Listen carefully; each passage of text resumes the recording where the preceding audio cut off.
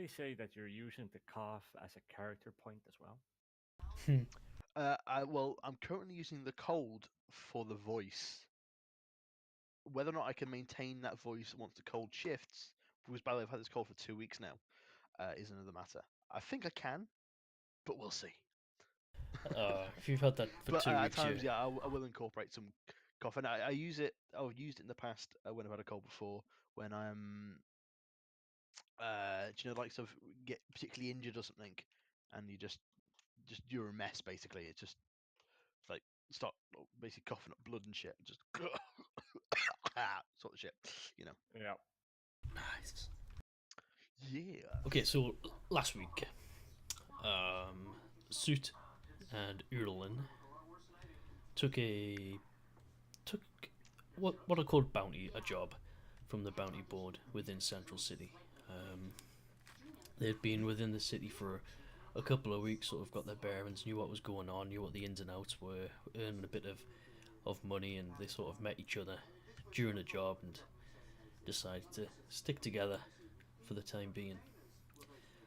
The job they took was to escort a courier from Central City all the way out to Waters Quarry, which is about a day's travel, Mm. as bandits had been sort of raiding sporadically the route from Central City all the way out to Waters Quarry, and the supplies were running low. So as the sort of they took the or were looking at the bounty, this bloke called Barry, egged on by his mate, sort of stepped in first and took the bounty and sort of taunted Soot and Uro. Um, it's basically saying that a bunch of freaks like that could never look to protect anyone. They need someone big and bold like Barry. But what Barry said was he's quite he'll let them come along just so he can see them get their asses whipped and brag about it when they get back later on. And his mates thought that was fantastic. Uro took a little bit of exception to this and had a little like play fight with Barry, sort of pulling punches. Failed miserably and actually clocked Barry in the jaw, which delighted his mates that were watching on. Right. They met with Krista, who is the rider of the courier, and escorted basically these supplies from Central City all the way to Waters Quarry. So was it just the two of them and not Barry, or did Barry go as well? Barry went as well. As they went along, they saw in the path ahead that there was a downed tree, and two individuals were trying to move the tree from the path. Mm. Um, Classic trap. yeah, but very much a classic trap. So the bandit sort of sprung out from the tree line, and Soot was on guard, sort of on it, ready for them. Battle happened. They overcome the battle and sort of sparing the life of the bandits, discovering that they had been hired to do this, but part of the agreement, and as anyone who takes this sort of contract would know, if they ever spoke about who hired them to do it, they wouldn't get any work in the future. So they sort of kept their mouths shut about it. Uro allowed them to leave, and as one was leaving, they got a crossbow bolt through their neck from this sort of what looked to be a humanoid riding a horse about 100 feet away in the distance, who sort of had pinged them. had a little laugh as he did it and rode away. The pair have cleared the tree and they've continued on now down the path towards Waters Quarry as nightfall starts to approach. And that's basically where we got up to and where we'll start from. I think Thuzel's on his way now. I am here. Hello. So, Those are birds. I don't like birds. you don't like birds? Birds eat turtles. I'm guessing this is something I'm going to discover when we're actually introduced, but I'm guessing neither Soot or I'm not sure what Thurzel's character name is. They're not Uro. exactly guessing neither of them are exactly human. No, they're not. Uro is a turtle, and Soot is a shifter.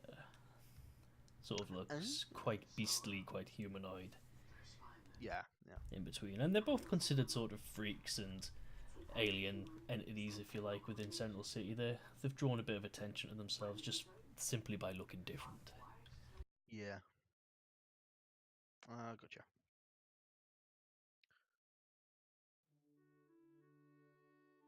Right, so, you approach Waters Quarry, which is about northwest of Central City, and you can see that there is an emergent tent-like village growing around the quarry itself. A single large stone house seems to be in the process of being built from the limestone being extracted from the quarry itself. The land around the quarry is rough and untamed, with clutches of wild grass, trees, and hedgerows offering comfort from the wind. Oil lamps are starting to be lit up around the paths and the entranceway, and also sort of around the tents as well as dusk starts to settle in. The birds sort of rise in their chorus of bird song to greet the night before slowly dying out to be replaced by the solitary hoot of an owl somewhere within a tree. As you approach the entranceway to the quarry, there's a sign hanging above that says Waters Quarry, gently swaying in the night breeze. A single guardsman raises his gloved fist, signaling for the horse and carriage to stop, which Krista does, brings it to a stop. You see her handing the papers to the guardsman and sort of nods and allows you to enter. As you pull into the camp itself, you can see there is a small campfire being stoked as what someone seems to be preparing food around it for the rest of the camp. You pull to a stop, and in front of you, you can see the camp itself. You can see some various tents. You can see that there's cockatrice that have been sort of chained up that you're guessing are acting as sort of like guard dogs of sorts. And you can occasionally see the odd guardsman sort of patrolling the perimeter of the camp itself. What would you like to do?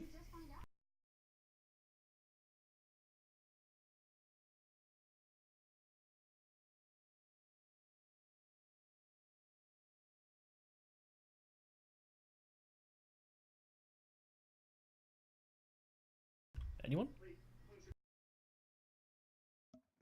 I'm just to clarify. I'm gonna guess my character's obviously not arrived with them. They're already at this quarry, are they?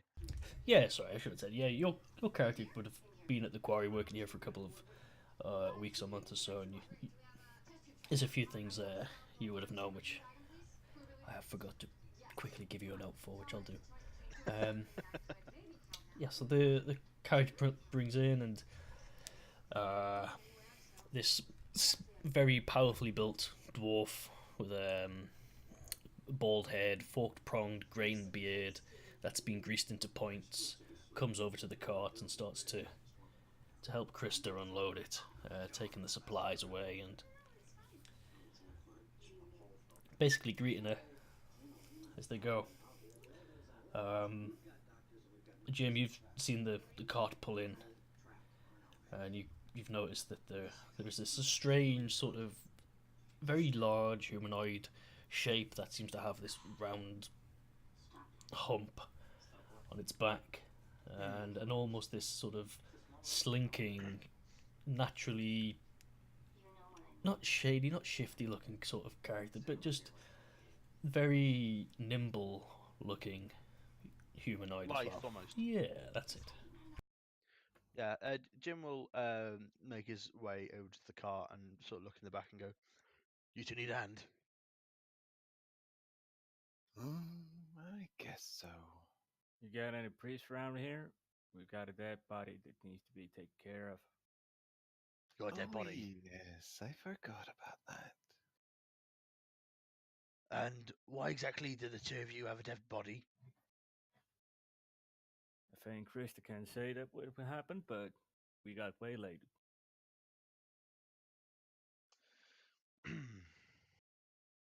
Waylaid by the bandits. By the bandits. Oh, And one of our mercenaries here, or guards, got the pointier end of it.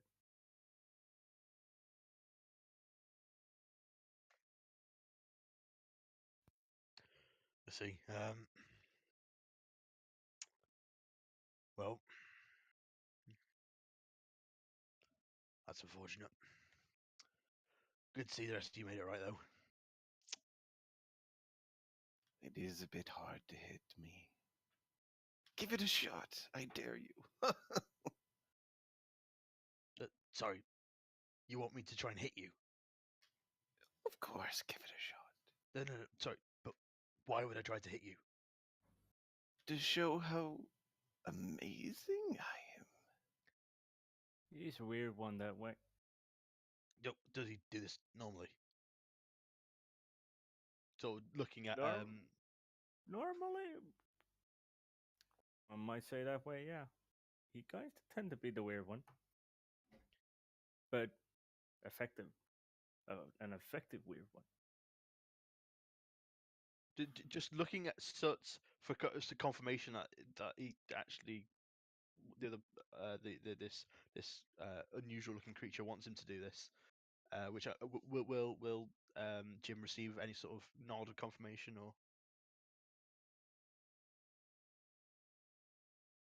is this just messing around? Oh, you're asking Soot? Yeah, it could, because asking Soot because Soot's Yeah, not the one yeah. asking to be hit. Soot's gonna nod, yeah. Go for it. Just looking slightly perplexed but shrugging. Just give a slight shrug. Will lash out with a that's terrible, terrible roll. Wow, that's No, pathetic. no, really try. Sort of like um shoulders dropping, like sort of relaxing. Then all of a sudden, wow, this is terrible rolling. Wow. You go with Yeah. the left jab, you miss. You go with the right uppercut, and it's like almost Urolin's just slowly twisting his body to move out of the way, and it's We're not dancing. as Jim and Urolin are sort of having this sort of very typical manly bonding session, I guess. Gwendolyn Waters arrives, and you recognise Gwendolyn, Jim. You know she owns the quarry. She's dirt and muck sort of worn into her face and overalls as she sort of removes the thick leather gloves that seem equally as worn and as well used. She raises her hand as she welcomes you and sort of pushes straight strands of her dirty blonde hair that's tied back off her face. There, Gwen. Jim, I see you're making friends. Well, suppose so. Strange one that, but seems to like avoiding being hit. So, what's up? Just thought I'd come and see if the courier's made it arrive in here in one piece, which thankfully it seems it has, despite your efforts to knock their block off, Jim. Jim, Hey, Jim here's likes to think he's our head of security. I mean, likes. I am. Come on. At this point, Gwen, let's be serious. She'll just raises her eyebrows and gives you a look to. Jim will just sort of raise an eyebrow of his own, and just like one side of his mouth will just sort of twitch up slightly in the smirk. Any trouble getting here?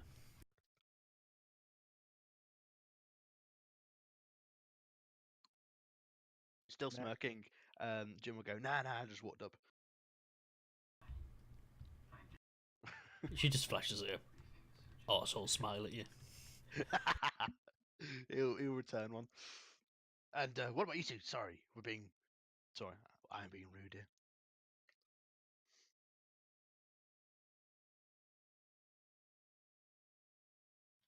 Mm? Well, ma'am, it's Madam Krista can probably fill you in on the details, but we did got waylaid by bandits. We managed to deal with the situation, but and we got here. We got the wagon here in one piece, but one of our number got killed, and that person, in all accounts, should be taken care of by a priest and the relatives notified. Gwendolyn, that hearing bandits, like shakes her head, and you see her sort of scrunch the gloves up into a fist as she sort of walks around the back of the wagon and to see the body of Barry that's been laid out and covered in a cloth. She looks at Soot and Urolin. I'm sorry for your loss. Please let me know who his family was. I'll make sure they receive Well, a payment. well, we didn't really know him, but it seems that Madam Krista, our wagon rider here, knew him a bit better than us. We just working together by happenstance in our case. But he did come with us, and he was a feisty fellow, so should be taken care of. I'll speak to Krista. These bandits have caused a lot of problems lately. That they have. But come, How many? tell us, Jim, while we walk. These gentlemen have been travelling all day. They'll want to rest and have something to eat, no doubt.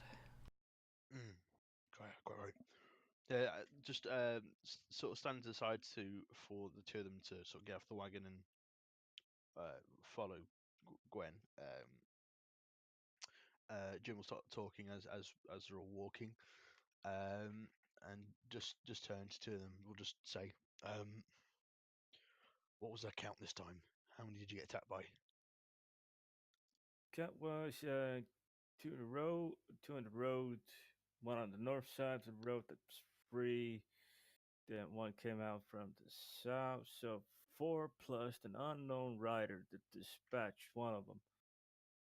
When we, Oh, Ryder. yeah, we interrogated one, and we fought to, yeah, well, we interrogated one, and moment where he stood in the open, he got shot. I saw there was a rider who rode away, but didn't get Extra a layer good of look. security. I've come across this problem before. Keep killing anyone who might let slip anything. Figured as much. Shame. Well, good that you made it. Might I ask what kind of supplies or what were we carrying anyway?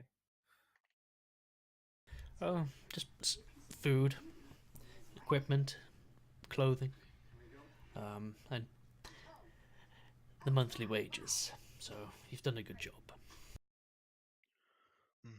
Tensions have been a bit high. I'll help. Calm the nerves a bit. Gwendolyn sort of has led you around, back away from the quarry, towards where the large stone house is being built, and you can see that on the other sort of the blind side of that, as you approach, there is a very large sort of mess tent that's been constructed where a lot of the workers are currently eating and starting to eat, and there's a few of them that have gathered and played the music. It's not like a great song, but it's you know, it's sort of passing the time and it's a bit of a social bit.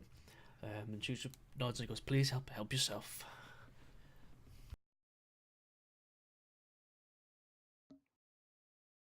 Thank you, ma'am. And Soot goes over and also whistles out to get the pet hyena as well, Mm-hmm. Core, and finds the first food and starts chowing down. There's a bit of a surprised like reaction as out the corner of their eyes, a group of the workers spot this the hyena sort of running towards you to catch up. They sort of instinctively sort of cup their plates and hold it to their chest.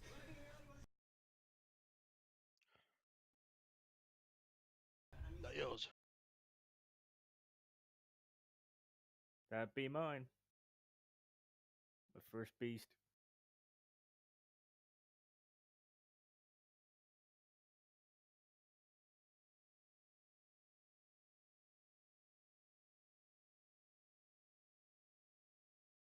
Did I just cut out, or are you people talking? Or No, I'm still here. oh, good. Yeah, Damn it. I- For a no, moment, I thought everything just cut there for a moment. You know, just said well behaved. How long? God damn it. I didn't catch that last one. Jim said well behaved. How?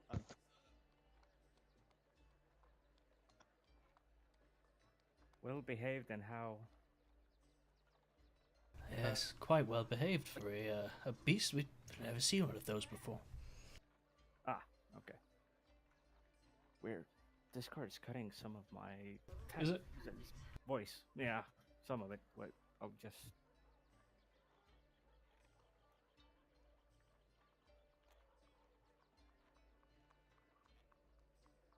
It's not much, but it's a stew, and as we say, it'll do. It'll do. Make sure you have a bowl or two. If you need I- anything while you're here, Olive would be the person to speak to. And she points over to this auburn-haired young girl who's sort of helping to dish out the food alongside this sort of young boy who might be her brother or even friend.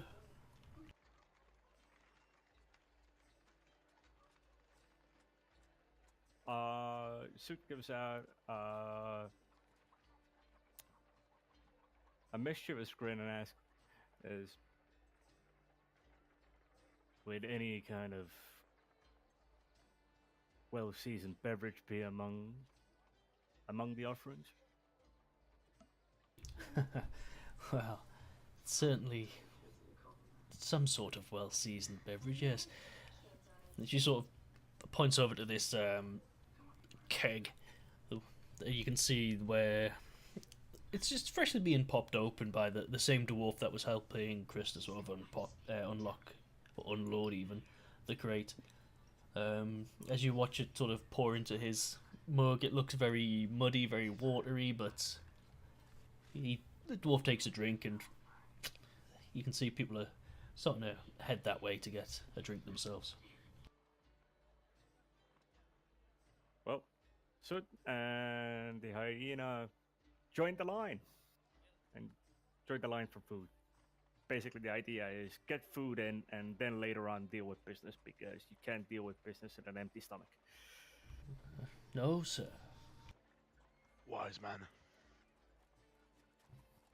So as you get your food and sort of sit down at the table and rest from the sort of a battle you had a couple of hours earlier, take account of the day, you can hear just from the general chatter around that spirits are sort of mixed, that the supplies coming into the quarry have been low and inconsistent, and a few murmurs that perhaps they're not even going to get paid for this because the money always seems to get intercepted. And then you sort of see the same dwarf going around starting to hand out pouches of money to the workers, and that seems to lift their spirits. You get the impression that You've the delivery you've helped to protect was worth it. As pretty much important, an important one if you like. And the merriment sort of increases just from that lift in morale that they are getting paid. But coming from the table, just about 8 o'clock of where you're sitting, there's a small group of people who are still looking quite solemn, and they've finished their drinks, and they're sort of just very sort of almost timidly sipping at their flask of well-seasoned beverage as they start talking amongst each other and just, I don't think they're ever going to come back. Yeah, I think they're lost for good. Why did they even go down there? We're not diggers. We're just workers. We've got no right looking through tunnels. Oh, I tell you, there's a curse. There's a curse in that tunnel. They're lost for good. That's why they haven't sent a search party down there.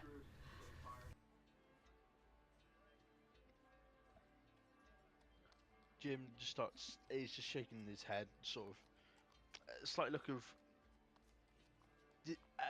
agreement, almost in one sense, on his face.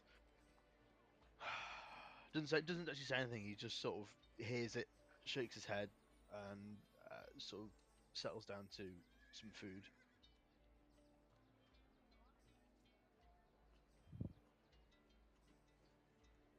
It sounds suspiciously like work. Hmm? Maybe we should do something about it. Well, I wanted to do something about it when it first happened, but well, much as I want to, going down there on my own after others have gone lost, bit suicidal. Don't worry, I can protect you. As he puffs on his pipe instead of eating. Don't you worry, I can look after myself, thanks. Oh, I should actually, Clara, I've not actually given a description of Jim at all for you. I'll just quickly say he's well built, looks to be human, sort of late 30s, sort of dark hair, quite a big beard, and he doesn't seem to be wearing any armor, but the clothing, he's also wearing work type clothing, but you'll notice the I mean it because of the weather, he's wearing a cloak, and you'll notice he's got a sigil of some sort on it. I don't know, Chris, if they would recognise it though, would they? Yeah, I think they would. Yeah, Yeah. they'd know it'd be sort of like from the Knights of Soli, yeah. Yeah. So yeah, this person who's sort of been talking to so far is wearing a cloak that's got a sigil of the Knights of Soli.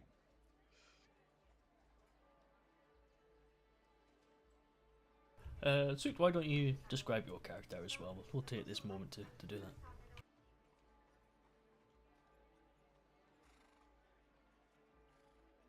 Well, Hello.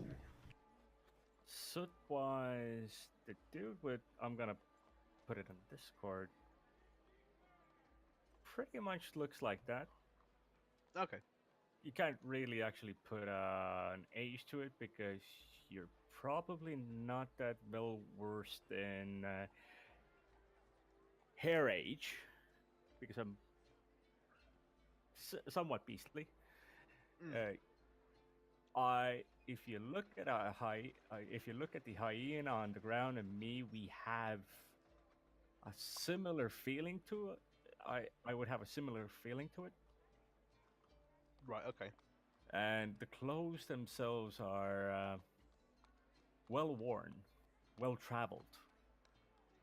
And I would also on my shoulder would have an emblem of the dog runners. Would Jim know what dog runners are, Chris? No. With the dog runners being sort of from the basin, which is sort of like this. No one comes from the basin, if you like. It's quite a new looking emblem to Jim. Okay. And what about Uro? Urolin has a face pretty much like his icon. His standing is a bit hunched over, but still at about 5'11". A massive shell curved onto his back. No straps or anything you can see holding it on. And there's pieces etched out of the back of the shell in intricate little drawings in each hexagonal panel. Got ya. Okay. I'm gonna guess it's gonna be pretty hard to tell an age, but does do they seem fairly spry or quite a bit sore in the limbs? Just for a guess of age. Just by what you know of humans, you would guess that the turtle is really old. Right. But you've never seen a turtle, so he mostly could not, be yeah. really young. I don't know his age. He acts old. Right. Old. Okay. Cool. Yeah, turtles and shifters aren't really Not common at all in this part of the land.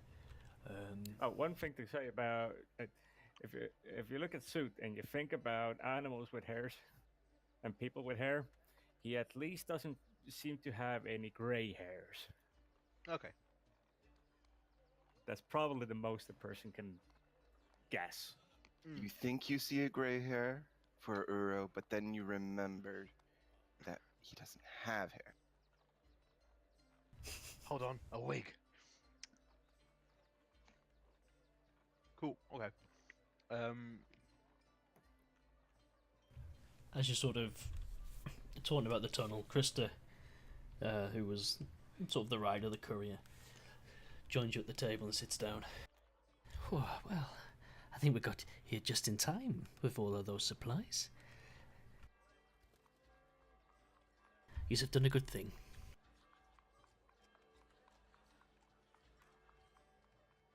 Thank you. She sort of like It's tosses and catches her sort of purse of money that she's received for the delivery. A really good thing. Here you go, and she tosses one to you, Uro, and tosses one to you, Soot. That's your part of the payment as well. 5 gold pieces each. Congratulations. this should go well to the endowment. Of course, you could earn a little bit of penny if you want. Escort me on the way back. We've got a delivery of stone going back to Settles, back to Central City. Did you say 5 gold? Well, it won't be that much. But it'll be a couple of gold each on the way back. Ooh.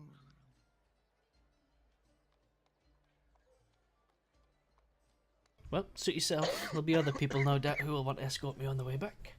After all, I am a very persuasive woman. Oh, that's what you are. I'd heard about them. She sort of jingles her bag of gold. Yes. Not much for the stew, though, eh? There is a more permanent solution than to have guards walking with every parcel and every courier. Is to remove the reason for the guards. Don't you have funds or ideas to remove the problem or issue? I've been saying this for how long is it now, Gwen? Weeks, or are we on to months yet? Gwendolyn gives a nod. It's probably going on for months. Sporadically they attack. We don't really know much about them at all. Well, They keep killing the ones that we might get some information out of. Kind of annoying. They come in, take our supplies, raid the wages, and then leave again. I understand that this is not the same place where I come from, but where we came from, couriers made sure that any kind of problem that faces couriers is removed. When a courier is attacked, everyone around retaliates with force and removes the issue. And then people learn not to mess with parcels, couriers, and their missions. Seems like a That's pretty how you sensible point of view. that's that's how you make sure that nothing really actually gives Yes. a problem to your whole operation. As I understand, you need this operation to run for a while, I'm guessing, and you need your shipments to go on time. So the only reasonable thing is to secure the area. I But agree. that also depends on funds. Also depends on personnel. How many guards do you have, Gwen? Me and what? Couple outside? About 5 in total, yes. We're trying to recruit more in the city, but the uptake hasn't really happened yet. Listen, Soot, was it? Yeah, yes, it was. If you think you can solve this bandit problem, then I will gladly pay you. And Jim, why don't you go along with Soot and Urolin here and lend them a helping hand? Oh. Yeah, of course I'm gonna go. I think I'm gonna miss the fun. But what do I get? A hug. Sort of sends her a cheeky grin. Again, she gives you that sort of bullshit smile. Look, what we're doing here is important. The stone we are mining will be used to build the West Trade Road. That will lead towards the tunnel that will connect Ebner and Billingshire. It's the whole reason I bought this quarry. I'll go with them, but try and keep an eye out. That new tunnel has opened up. Tell you what, if you do this, if you can stop these bandits, if you can, I don't know, find their leader, turn him into Central City, let them deal with him. After all, he is stopping the road, he's stopping trade, and if there's one thing they don't like in Central City, it's somebody messing with trade. Somebody dip into their pockets, more like. But yeah. That carries me to a question. Why has nothing been done so far? This has been going on for a while, as I understand, and the Central City is all about commerce, and that's one of the reasons I came here. So, why is this thing still going on? Well, for the most part, they're attacking things as they on this end. So it's not so much things going into the city, stuff coming out. Also, Central City doesn't have its own city watch or police, if you like. It Mercenaries. does have guilds. Yes, it Guilds has of money. guilds. And the Traders Guild are looking into it. But the Traders Guild still need to hire people to find these bandits. And seemingly everyone that's hired either disappears or joins the bandits, which suggests the bandit leader has more money than we are paying. Well, yeah, at this point, I'm not surprised. How many wages sets have we lost? It's a lot. I don't want to think about it. Small treasure trove, and that's just one quarry. I've poured a lot of money into this. I used to be a courier. It sort of turns and looks at you, Soot. That's how I gained my reputation and earned my money. Built it up from a single cart into a small empire. Then, when I heard they were looking to build a road, I thought, I can do that. And I bought the quarry about 3 months ago. If I'd known it'd be in this much trouble, I wouldn't have bothered. Ah, but if you hadn't bought it, you would never have met me. I definitely wouldn't have bothered. Love you too. And now we've uncovered some tunnel, some cavern, and we thought we'd have a look, and the people we've sent in we've lost, and that's another dead body to deal with Barry. I'm sorry, I have much to deal with. And she sort of steps up and solemnly walks away. So, you two, you handled yourself against some bandits. Are you going to be any good against Bandit King? Bandit Oh. Overlord? I think we outnumber him.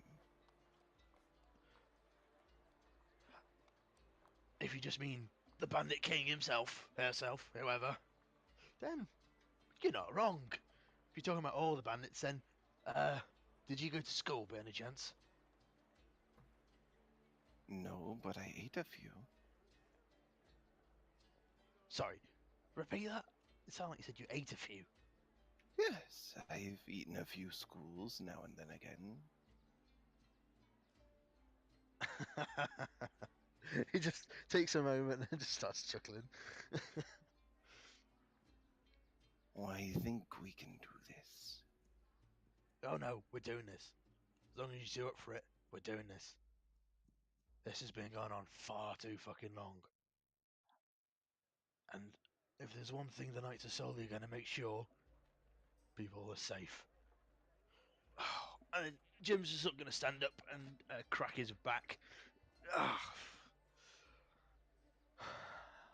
As sort of Jim stands up and cracks his back, there's this sort of, and suddenly this fireball just erupts on the outskirts of sort of the camp. You can see it illuminate the darkening sky. Suddenly, one of the workers sort of runs into the camp. Bandits!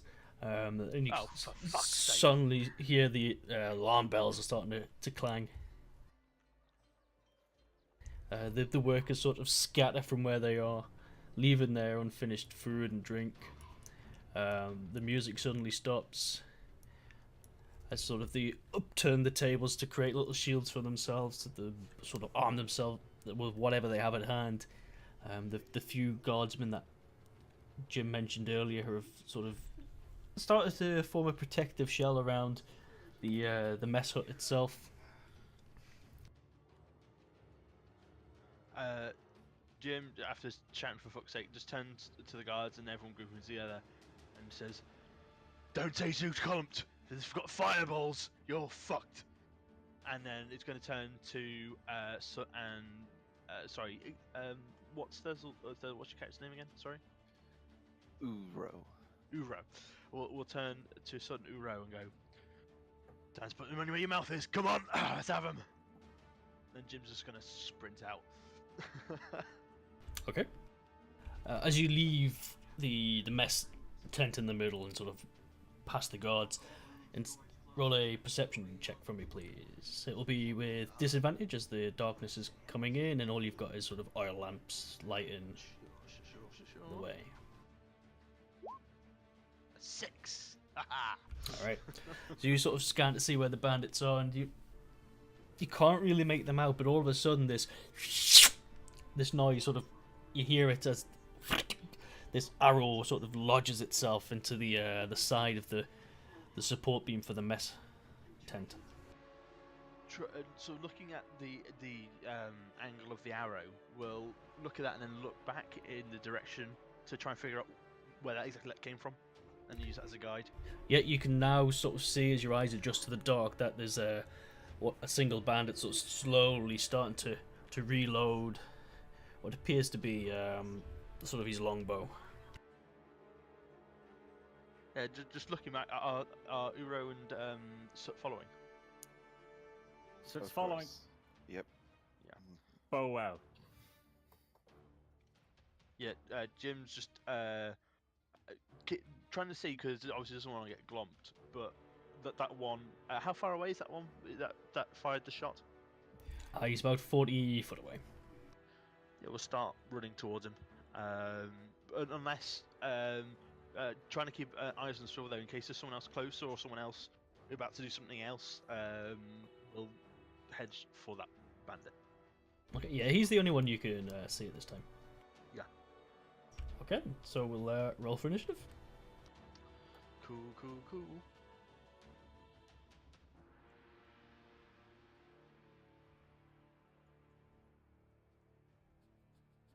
Alright, D&D Beyond doesn't let me roll for initiative.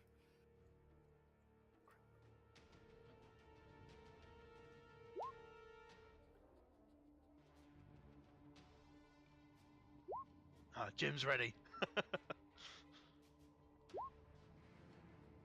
Oh, but more ready than the bandit.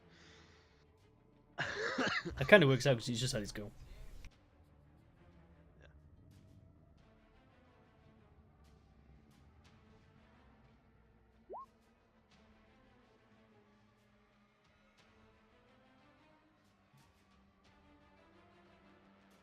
Are they the bandits or are they the guards? The two guards are at the sort of either side of Urolin there, and yeah, that one bandit you can see it's a bit further down, about 40 foot away. But in the night time, as I have dark vision and a high passive perception, do I see anything more, maybe? Yeah, you can see that about 30-40 yards further back from that one bandit that everyone can see, there are two more sort of coming over the verge towards where the outer perimeter is.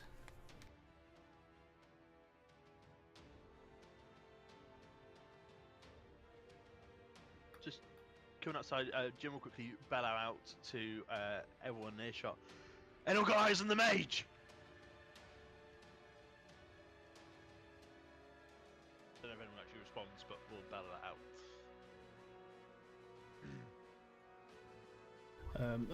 So the sort of that fire ball that went off, sort of more like a sort of petrol sort of glass bomb sort of thing. Yeah.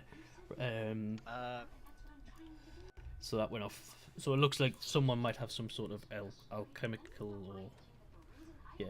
fire or something similar to that.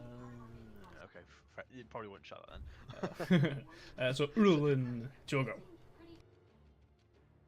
Urlin's going to advance while using the bonus action to cast Shillelagh on his staff, and his full action will be dodge as he moves closer to people.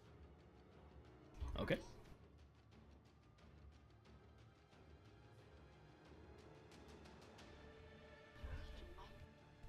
Soot, Jogo. Yeah. First one I see, immediately shoot the fucker with an arrow. All right.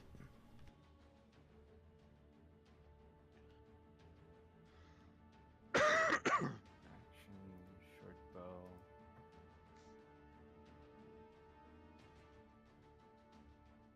Yeah, that's a hit. Alright. So your bolt flies through the night sky.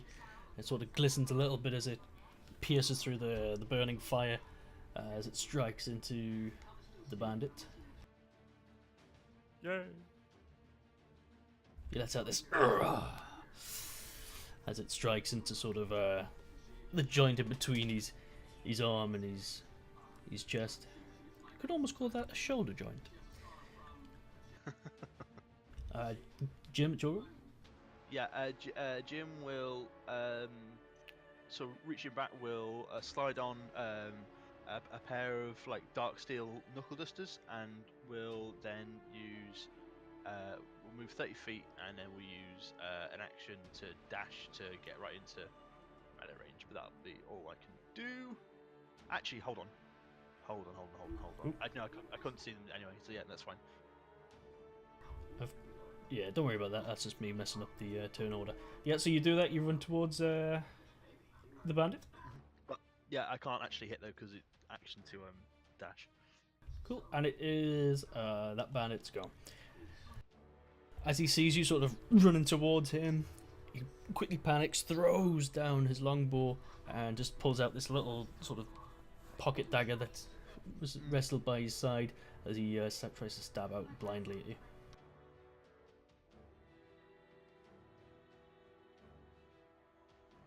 It's a 12 to hit. Nope. Okay, he misses, yeah. So as he sort of instinctively thrusts out, you sort of manage to block with your hands. Yeah. Pushing his forearm away, deflecting the blow. And Urolin, it is your go. Well, Urlin's going to advance 30 feet up to the bandit and bonk him on the head and say, "Bad." 1 sec. Literally scolding. Indeed. Learn a lesson, you. Yeah, that's a hit. That's the wrong ability. 1 second.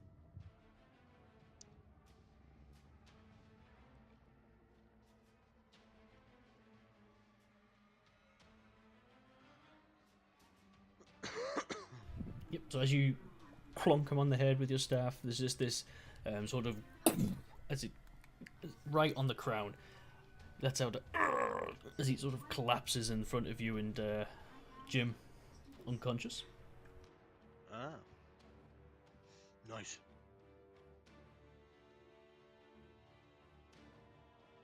Enter. All right.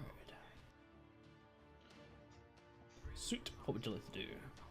So I can see those others coming Yeah, from you, behind. you with your dark vision, you can see those two further back as they sort of come over the ridge of the grassland, and they're on the perimeter now, and it looks like they've just started to climb over the fence.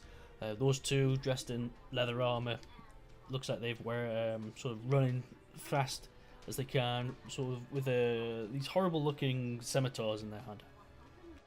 I walk a bit forward while pulling out another arrow and knocking it. And then aiming at this one, and while I loose the arrow, I also say to the others, "There's more. There's more of them." And the arrow would hit. Twanged. Come on. Yeah, that's a hit. So again, Would it actually count as sneak attack? Maybe because maybe they don't know I'm shooting them. It's a surprise, or no, Do you have? they're aware of what's going on. It wasn't a surprise round, so damn They're it. charging, so Sneak One attack. day I'll do. One day I'll do Patrick Raffas. Are you a rogue? Yes. So sneak attack has two separate conditions, separate but equal. Either you have advantage on the attack, you get sneak Yeah. attack, or an ally is within 5 feet, you get sneak attack. I know. And then there's the rockish and the other stuff. Just But making sure. but sometimes you can explain in such a way that the DM just might go, "Yeah, I'll give it to you." I've seen it. Yeah. I've seen it in D&D games on the YouTube. oh, that YouTube has a lot to answer for. No, it was a good question. No, but they sort of initiated the attack, and they were prepared. They know what's going on. So it didn't count as sort of a surprise attack. They continue to run forward, trying to get into range.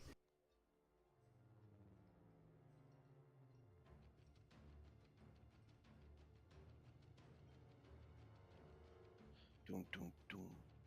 quick question, Chris. How do you get the movement to work like that? Q. Q. Did you press Q and then start dragging around? Yeah, and then press Q where at different points. If you have the advanced shortcuts on, which is in the Cool. gear menu. All right, and so, Jim, Joker, you've seen these two other bandits that have just sort of ran towards you. They're both wielding scimitars. They're in this mismatched leather armor. It's not as if it's a uniform. It just looks as if it's whatever they've been able to get their hands on. Yeah. Jim is going to move in between the two of them and is going to give him a blur piece. So we'll go with a right jab to the one on the left. Oh dear. And then a left uppercut to... Oh wow! Rolling terribly. Amazing. Yeah, your right jab, he sort of moves his head out of the way, and with your left uppercut, it just hits nothing but air. A good foot in front of his face. Anything else you'd like to do? That was my bonus action and my action and my summer movement. I'm not moving out of the range, that would be bad. So yeah, I'll stay there. Okay.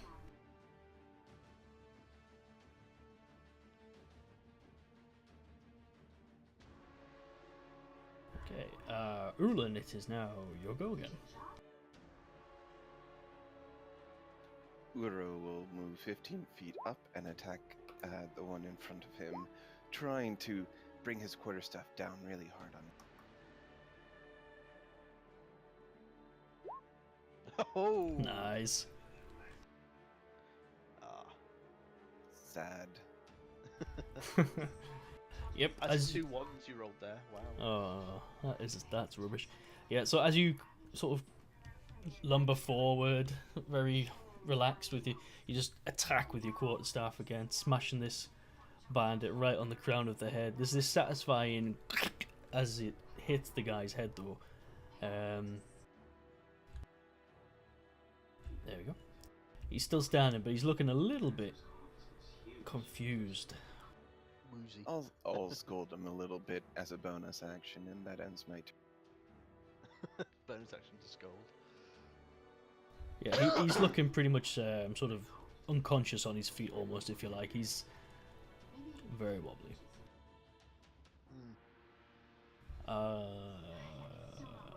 Okay, so Fine, I'll do a bonus action offhand punch. you won't I be can able. do that, right? Would, no, no, it's not you've used two-handed on your quarterstaff. I use that for my shillelagh because it's 1d8. Oh, okay. Yeah, go on then. Okay.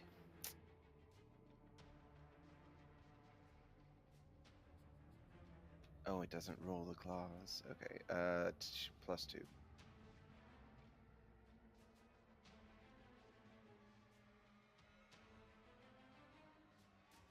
That is a hit. So you do your bludgeoning damage. You're just this total claw just smacks the guy and knocks him down.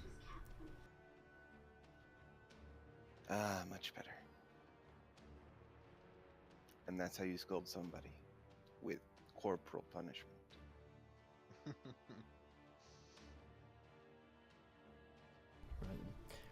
As the action in front of you is happening, there is this sort of gurgling noise, almost muffled scream coming from behind your suit.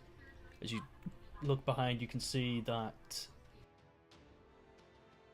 the two guards that sort of came out of the tent have been pretty much attacked by two bandits that have flanked from the outside of the camp.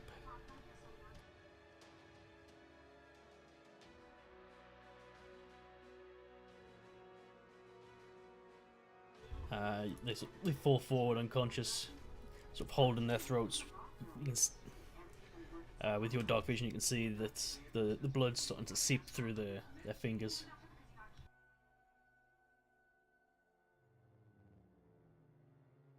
There's 2 of them?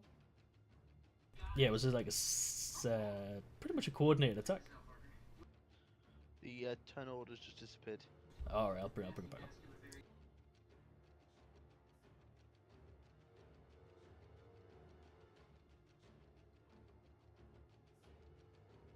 Goodbye, people I hardly knew. I'd say Jim shouts out bastards or someone knows something like that, but I doubt he can see. Suit, it's your go.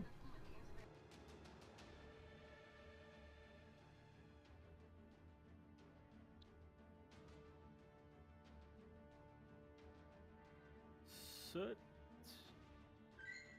moves a bit and turns around towards this dude, yells to the other behind us, and then lets loose another arrow. That hits. So that was this dude. And that's it for me. Alright, yep, so as again, just digs into the guy's leather armor, into his sort of midriff, reactively grabs at the bolt. Jim the bandit, that is near you. As he's a bit closer now, you can see he's sort of got like this sort of droopy, almost lazy right eye. He goes to attack you. 14 to hit. That's a miss. Yep. So he swings with his scimitar, and you jump back as he slices it midair.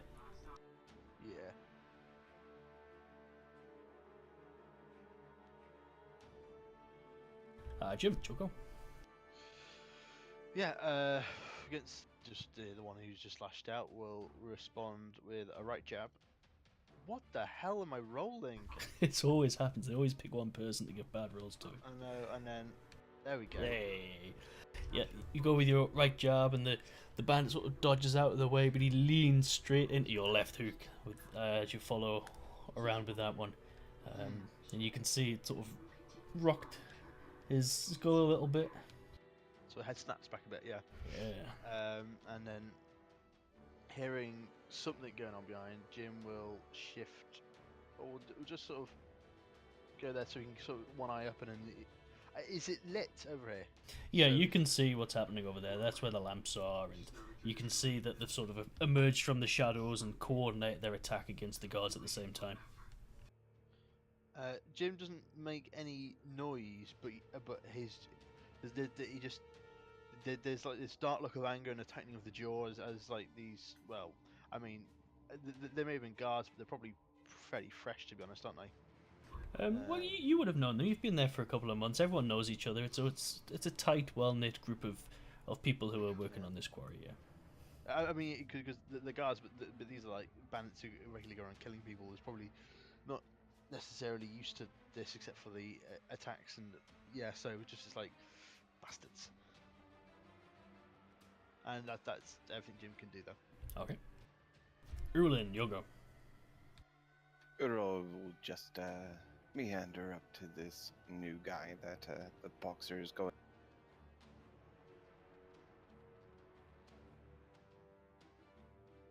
Flank him and attack. Okay, you can do that with advantage. We will use flanking rules. Ah, Wonderful, thank you. aha. That's a hit. And that's another one. You've just knocked unconscious. As your shillelagh, it's almost it's like a relaxing, almost soothing motion to your attack as you just clonk him on the head. And he just sort of collapses up into Jim's front before sliding down his chest, lying on the floor unconscious. Peace be upon you, brother. Clunk. Okay, one of the bandits that sort of snuck in from the shadows, flanking out from the side of the camp, will pick up. Nope. What he's going to do? Drops his dagger and draws his longbow, and will attempt to shoot at Soot, which will be disadvantage, as he's doing it in the dark. Come on, I don't want to die. 12 to hit. No. It's a miss. You hear the arrow zip past you as it nearly hits you, but that's its go. Soot, it is your go. I'll trade shots. Meaning I'm aiming at this dude. Okay.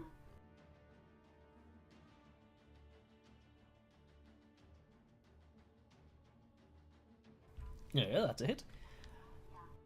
Yeah, he just lets out a as your second attack on that one. The arrow sort of lodges in next to your previous one.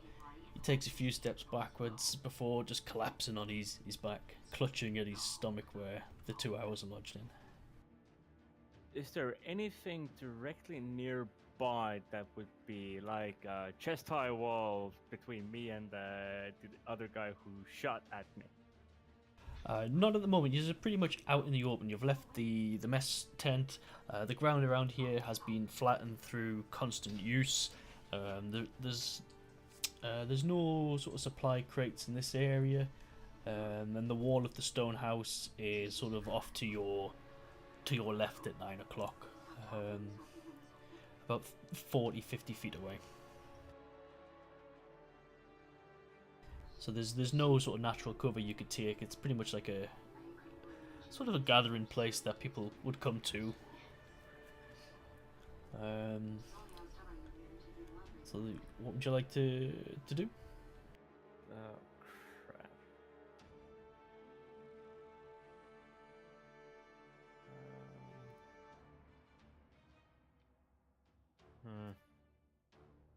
I'll start my movement towards knocking another arrow and then my turn. All right.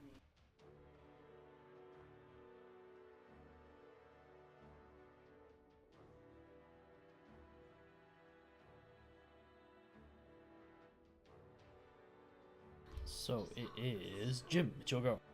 You've just had that bandit sort of collapse into your arms and slide down your chest, unconscious at your feet now. Yeah. Jim will hold on. See how far it is. Yeah. Seeing this last bandit in sight at the moment, he's just going to turn, not say anything. He's just going to full on sprint at him, and use action to dash and just get right in his face. All Just right. trying to put him down as quickly as possible so he can try and possibly save these guards. Yeah. Leaving out. Nice. Urolin, it's your go. 1 second. I was thinking. Yes, you've just seen Jim sort of run over sort of the field in front of the mess tent. The sort of metal things on his fist glinting slightly as he passes the burning grass. Could I use druid craft to try and give him a help from afar? You know, a harmless sensory effect that might distract somebody a little. Like the trees. Yeah, or you can certainly walls try. or- Roll a deception roll. Yeah, that's pretty good. Nice.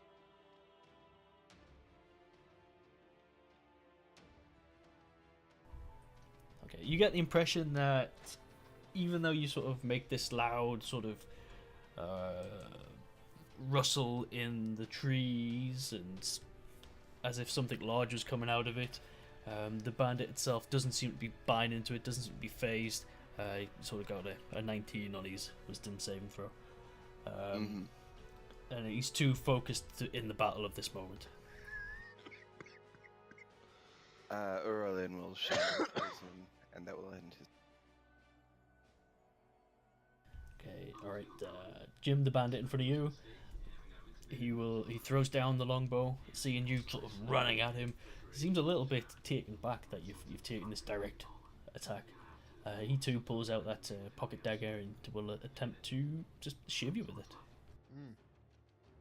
22 to hit? Yeah. Yep. You just feel this piercing as this dagger lodges itself sort of underneath your left rib as it just gets in there for 5 piercing damage. Yeah.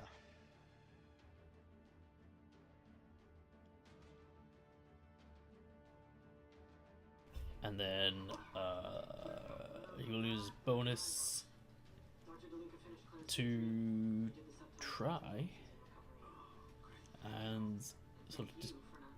No, you won't. Soot, it's your go. Soot will move to clear the line of sight and try to get a clear shot and help out Jim. With shit.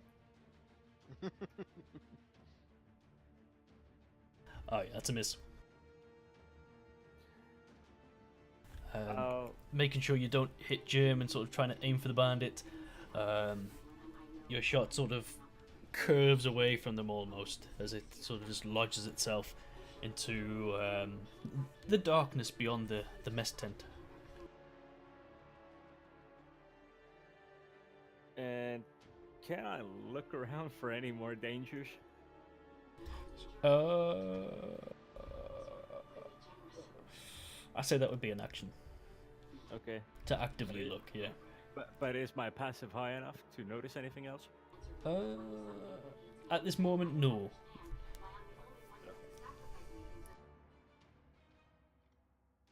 That's it for me then. All right.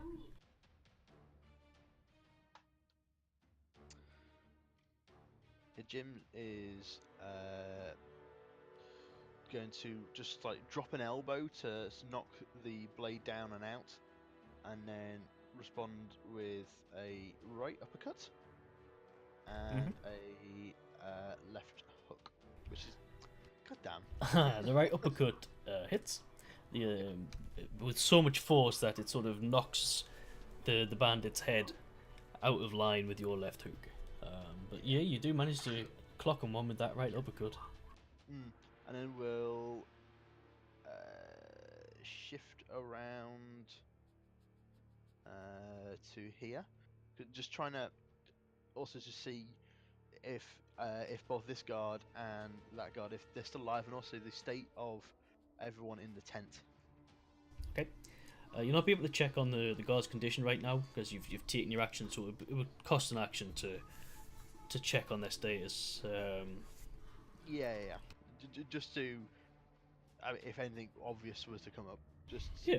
like, But you can see behind into the tent that there are people still sort of using the tables, upturned tables for protection. Looking behind, there's a few people who have sort of grabbed kitchen knives and normal knives ready to defend themselves if anything happens. There's sort of bowls of stew all over the place.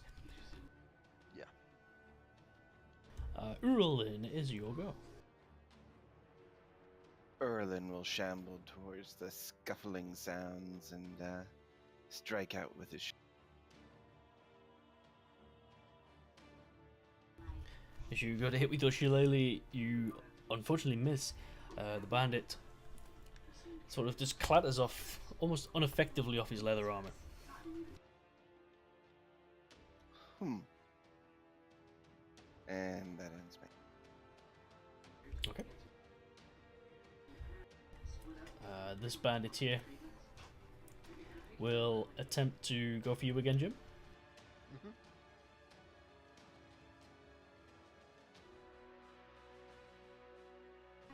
14 to hit.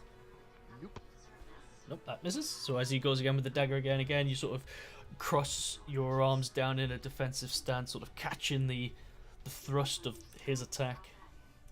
Yeah. Sort of blocking his wrist, if you like, in a defensive stance. Soot, it's your go. As two of my companions are already fighting with one and blocking a lot of view, then I'll do a quick check around to find anything else that might be a danger. Alright. Actively search. So roll a perception.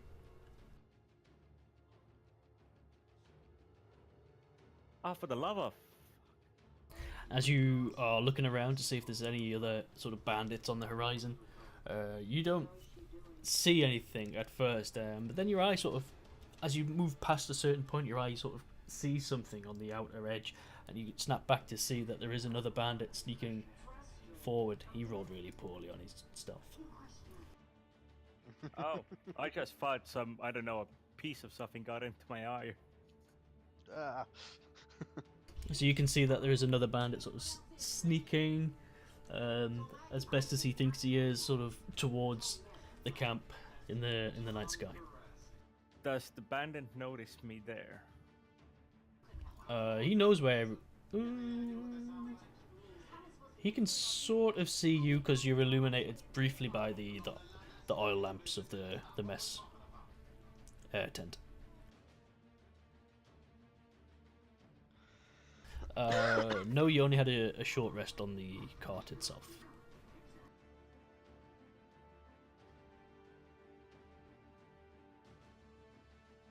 as you were only about an hour away from the quarry from that last battle.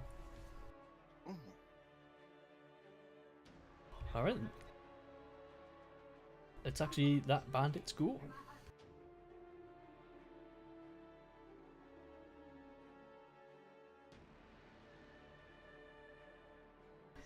He gets to this point here and stops, and you can all see now, as that bandit lights sort of a lantern and holds it above his head, emerging from the shadows around him is another bandit that had sort of crawled up alongside him. This one is dressed in what it looks. His armor's more pristine. It looks like it's been looked after a lot more. He's sort of standing, and he has two heads, one in either hand, and he holds them up high. And he just shouts out, "These are the heads of the bandits that failed to take your monthly wages, Gwendolyn." And he rolls them like bowling balls across the ground. "I'm trading you their heads for your monthly take. And I will leave without killing any of your people. You know the deal."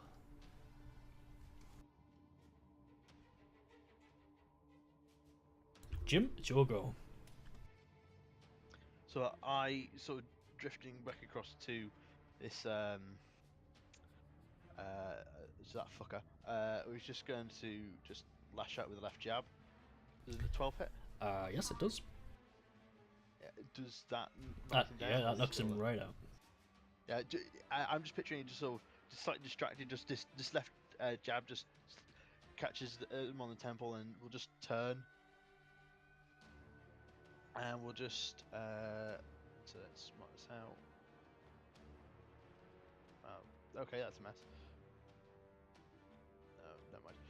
5, 10, 15, 20, 25, 30. We'll go to there. And that is all I can do, except just regarding this new bandit. Somebody go, "If you think we're just gonna lay down," and then we'll just sort of raise a hand and just go, "I think you look better with a few less teeth in a prison cell." Nice. Okay, Jim, as you say that, two more of the guards to the quarry come out, and they're sort of escorting Gwendolyn Waters as she walks forwards.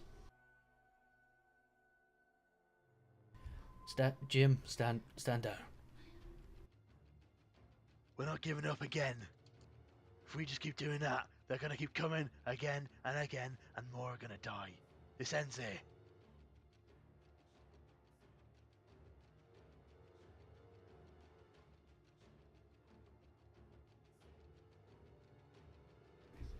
And Urolin, it's your go.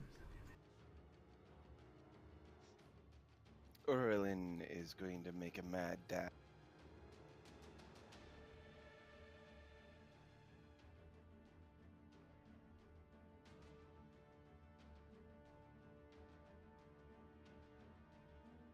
Wow.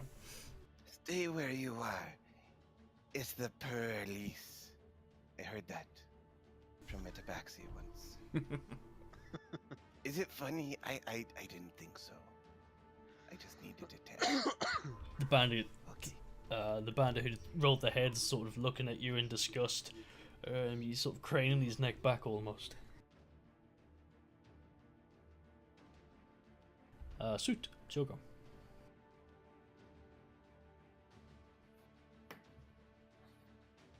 I will have a look of disgust on my face because of the bandit's words, and I will ignore absolutely everything that's gonna say stop the fight. So I'm just gonna move to a spot like that and shoot the dude through the heads and all of that stuff about taking money in other people's careers and stuff. Yeah, go for it. You get sneak attack as well. Yes, I will. Da-da-da-da. Come on, actually hit. Hey. Oh, nice. That is a hit. Well done.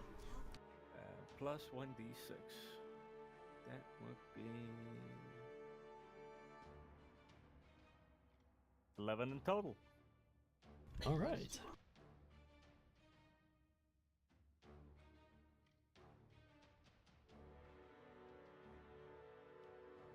And that would be me. Yep. You let loose. As the sort of bandit rolled the head, sort of cranes his neck back, your arrow or your bolt. No, shut up. Flies through, Arrow. and it sort of. You hear it just dig itself into the side of the bandit Urolin. Arrgh. If that's the way it is, then that's the way it is. As he sort of pulls a scimitar and dagger out from his belt, and he goes to attack you, Urolin. His first attack with his scimitar, or scimitar. Ooh, that's a nat 20. Oh dear. For 15 points of damage. I fall unconscious. Fucking hell. Shit. Wow. Woozy. So he just slashes right across sort of your bare chest almost. You've deflected most of these attacks already with blades, and you think it'll happen again, but for whatever reason his scimitar just cuts right through the tough exterior hide into the flesh, and it sort of just peels open. Seeing as you collapse backwards onto your back, rocking backwards and forwards on the shell, the bandit just puts his dagger away. Anybody else want to step up? Money, Gwendolyn. Money. Jim just cracks his knuckles. Yeah, Jim, sure go. Stepping round, not want to get into contact with both of them, because that, I think, would be a mistake. We'll go around to there. And we're going to do the 1-2. That's a hit.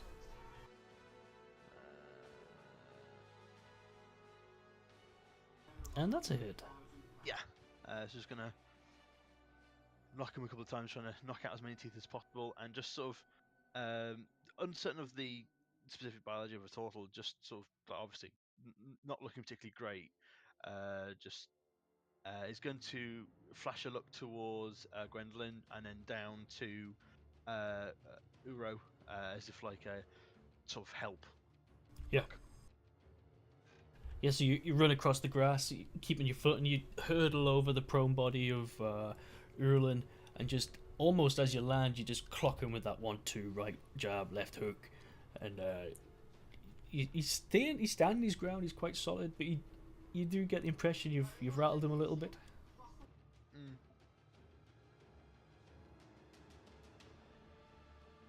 Urolin. Cool. Yep. There you go. Death saving throw good. Soot, you'll go. I will again position myself, but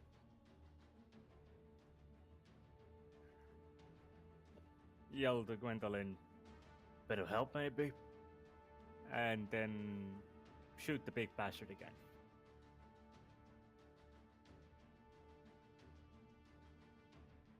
Nice, that's a hit. And a Next. d6 as well. 8 damage. Everything helps.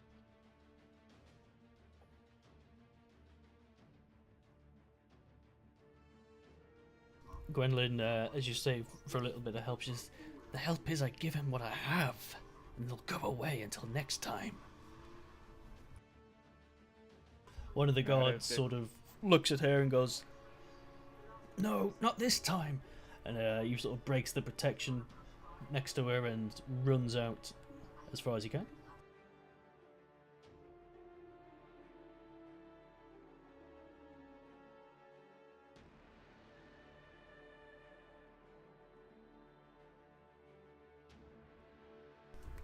And it's sort of the bandit who rolled the heads. As he's just sort of regaining his balance from the 1-2, sees the guard running towards him. Just there's this horrible smile of like yellow teeth, black ones at the back, and as he sees him coming, he just grabs his dagger and goes to attack. And he sort of just lodges the dagger into the guard's midriff. And then with his second attack, he spins around with his scimitar to try and get you, Jim. Joy. For 17. That will hit. Oh shit. You're so dead. That is for 5 slashing damage as it goes right across your stomach. It sort of rips your clothing, parts of the clothing. Still stood up on 1 hit point. Oh my goodness. Fuck. The bandit that was stood next to, sort of like, you're guessing is the leader, who's holding the lantern up high, just drops the lantern on the floor and it goes up into flames a little bit. As the flames catch the grass. And he will try and attack the god. He misses. Jim, you'll go.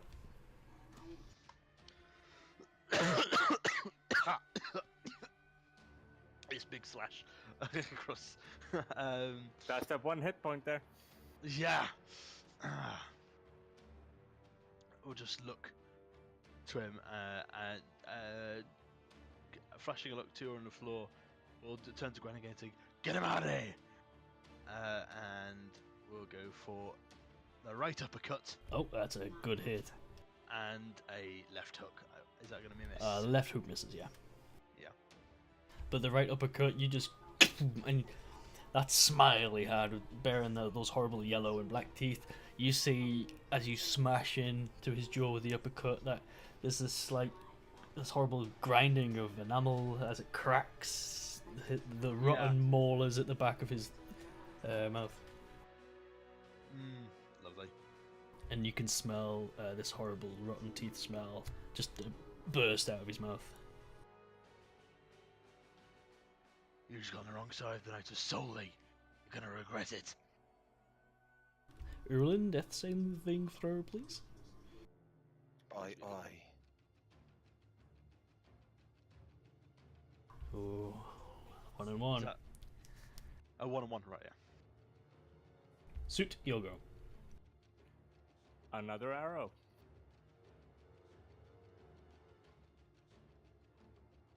That's a hit. And D6.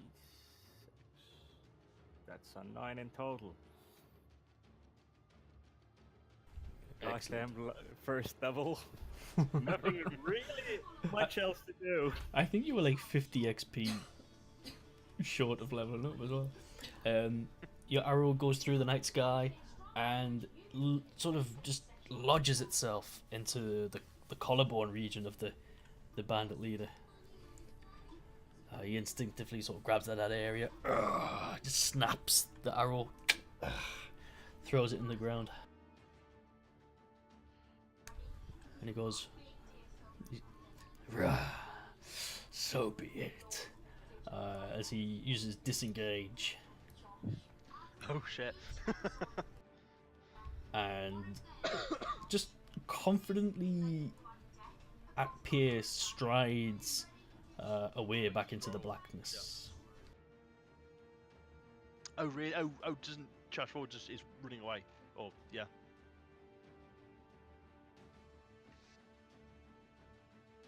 The bandit next to him, who just sort of like sees his leader walking away, he's got this panicked look on his face. He's just like, "Huh? Huh?"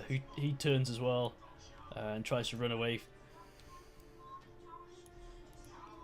forgetting really that he should have used disengage. So the god tries to spear him as he runs away, and misses. Of course. Jim, it's your go. Alright, let's have a look at this. How bad does the bandit leader look? He's looking pretty bad. He's got a few arrows stuck in him. You've knocked his block off a few times. You know you've shattered his teeth. While he's trying to keep this demeanor of strength while he was walking away, few wobbles now and again. Ooh, and Ura on the floor is looking, well, in and out. Jim is going to look to the guard, and then down, who's still stood up, and then down at Ura, and just keep him alive. And Jim might regret this decision, but Jim's going to go down to Aya. Let's see if this works. You miss with your right hook, but your left jab follow hits. Trying to knock him out, actually, if possible. He's still standing. That left jab, as you sort of clack, you just on the back of the head. He stumbles forward a little bit, but he keeps his balance, and you see him look over his shoulder at you, and he's just like... I might be regretting this decision. You can hear like 60, 80 feet away from you, Gwendolyn shouting out into the darkness, "Jim!" Urolin? Oh, come on, good roll.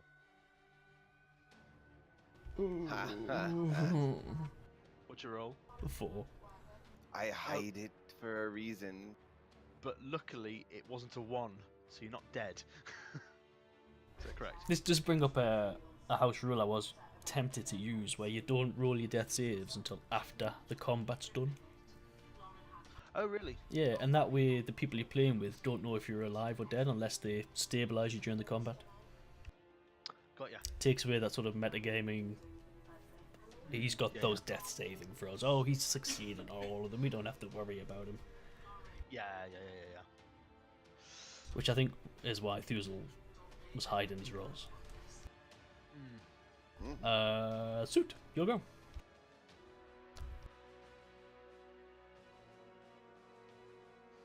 No, wait. There. And I'm gonna loose an arrow. Hopefully, felling the bandit captain. Hopefully. Or Really, really hope so. hope so. I'm really hoping so, otherwise. Oh, no! Oh, for the love of pig. Oh, no! That's a miss. As you sort of run through and you're notching as you run, you let loose and it just overshoots him. It goes over the bandit's head, landing somewhere in front of him. The bandit captain sort of turns now to face you, Jim. I was gonna kill you another day. I guess you had a busy schedule. 18 to hit?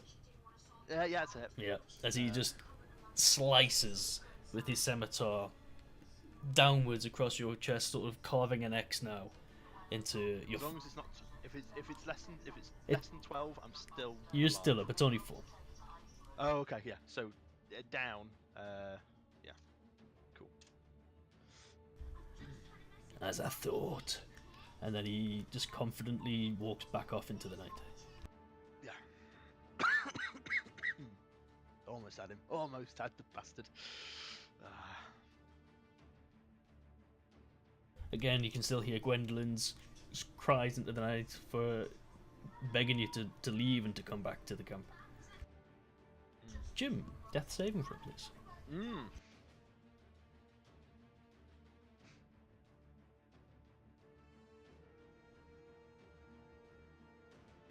Urolin. Isn't the What's that? the dude helping the Yeah, Urolin? I told the guard captain like. Oh, yeah, sorry, I did. I missed the guard's go. Okay, the guard will go down next to Urlin and attempt to stabilize.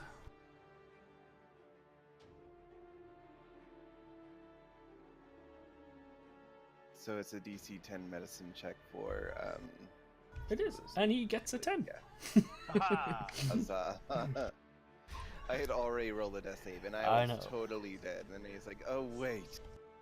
I did. I forgot to put the guard on the turn order. He does. He sort of hearing these horrible sort of death rattles coming from Urlin. And seeing the bandits walking away, he just bends down to you and sort of taps you, unknown what to do with the anatomy of a turtle. He's sort of like tapping you on the cheek, and he's trying to apply pressure to the wound across your chest. And he's like blowing up your nose. He's like, "Come on, come on." But you do sort of draw back from the brink of the great commune in the sky.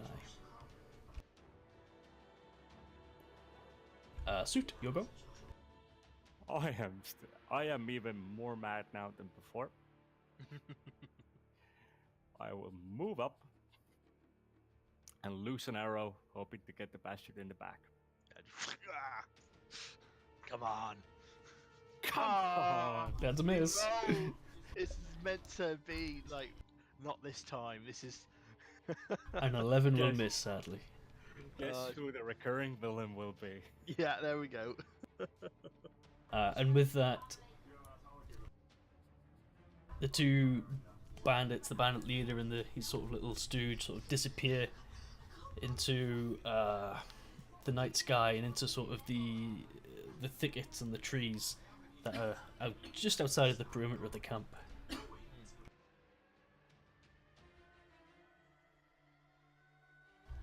Bringing combat to an end. I will basically mutter a lot of words that are bad, and then I'll just kneel down and start helping Jim. Yeah. Getting him back. Yeah, you do that. You bring Jim back around to consciousness, or stabilize him at least. And Jim sort of the echoes in the back of your mind. You can hear Gwendolyn's sort of shouting your name as she's running over to help as well. And what we'll do there is we'll take a little break, get yourself a drink, Cool. and then we'll come back and play. Cool. Okay. Let's not make it too long. No, about 5 minutes at the most, because it's like tomorrow. No, I mean the rest of the game. All right. Yeah, because in like 40 minutes it'll be the next day for me. Oh, okay. Do you want to just play on and finish at 10 o'clock, or? If you're not planning any outstanding battles in our near future, then we can play a bit. Yeah. Plans and RP and all that. But All right. So you plan to finish about 10 in the future, yeah? it'll be 10 for you soon? Mhm. Oh, okay. Just for you, or do you want to finish midnight your time? Is that what you said? No, later, in other times I could probably end it at 1, but I've had one hell of a day. Yeah, no worries. So Probably gonna have one hell of a day tomorrow as well. okay, so we'll just play on them, unless people have already left. But yeah, grab a quick drink and then we'll Yeah. wrap up.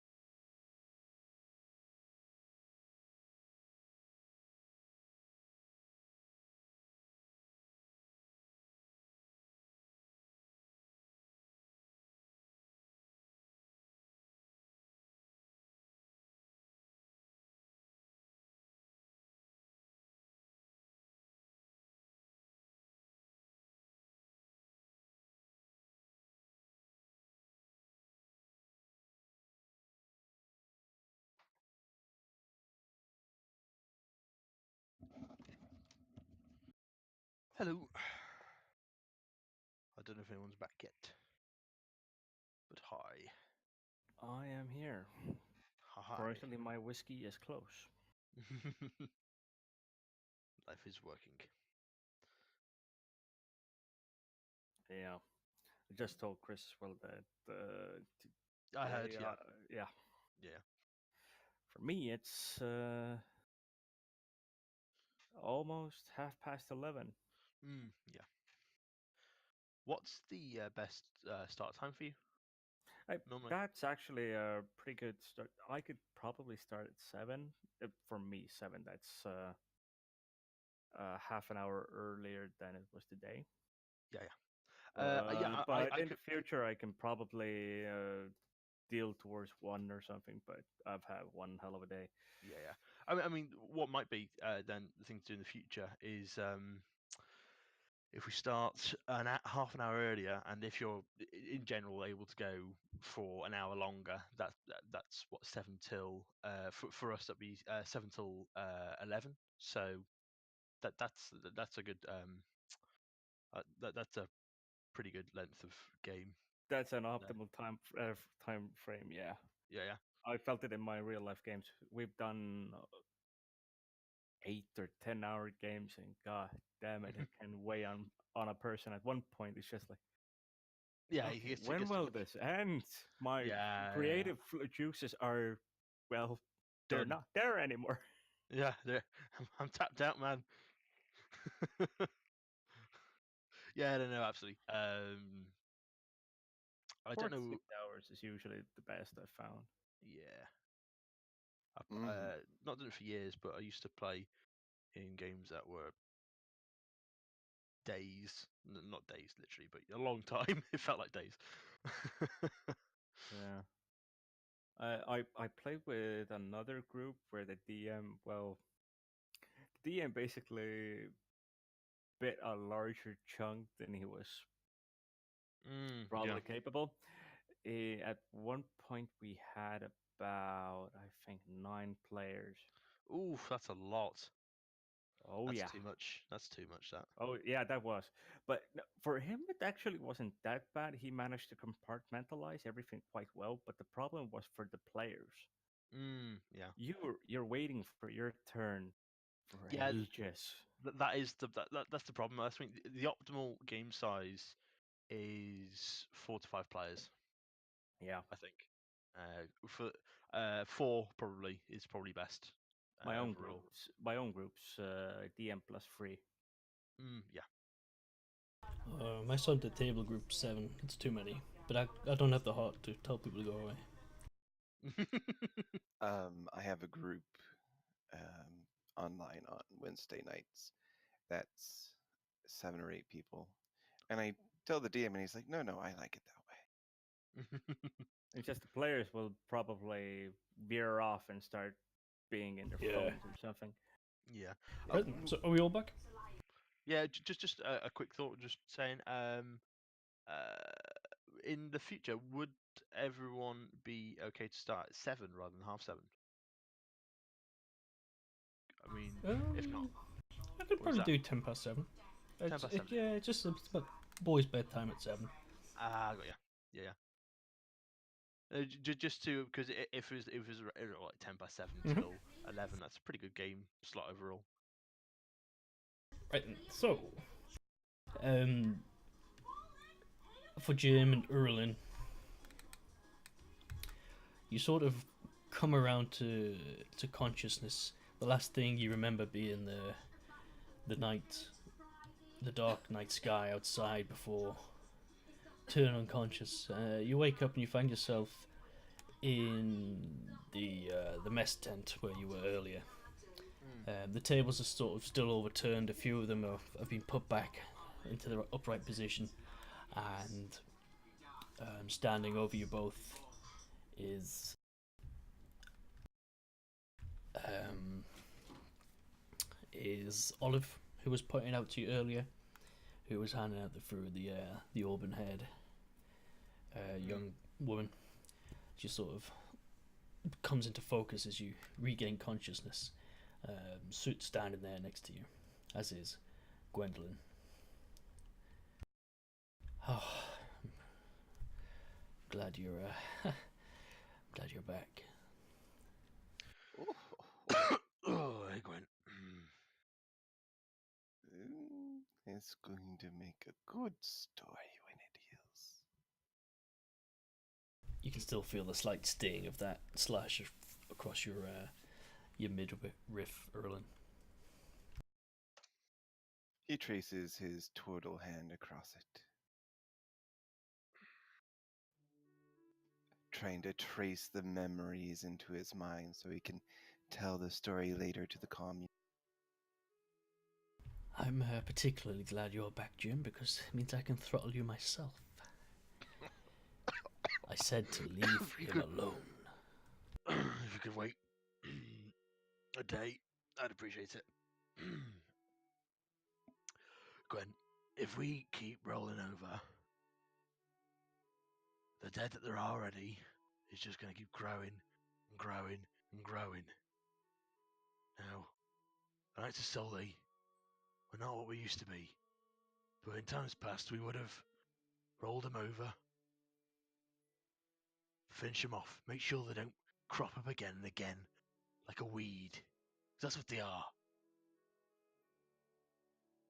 Oh, Jim, the Knights of Soli haven't been a thing for nearly 500 years. You're still clutching on to that cape of yours.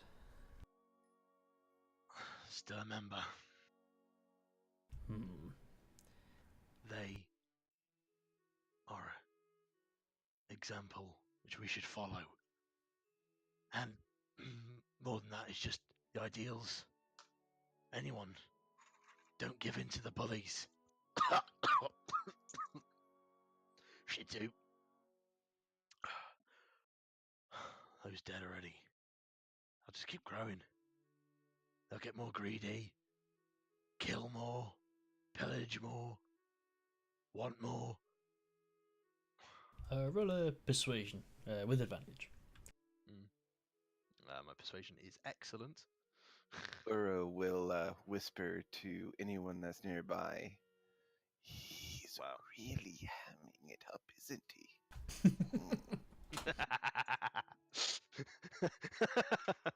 It's an 11. Yeah, persuasion's not exactly my. You can see, forte. yeah, you can see Gwendolyn sort of considering what you're saying, and then as she sees sort of the dead bodies of the guards and the injured body of you and Urolin, just a concentration focus comes back into that sort of stubborn. No, Jim. Give them money, they go away. What would you have us do? Career in blindly into the woods to find them? No. That's the last thing I'd have us do. I'd have us lay a trap. Something tempting. I mean, they're going to come back either way. Keep everyone who's not actually involved safe. And everyone willing, there and ready to cut off the head. Scatter the ashes. Remove them from the pestilence from this land. They don't belong. They're a disease. If you let disease fester, the body dies.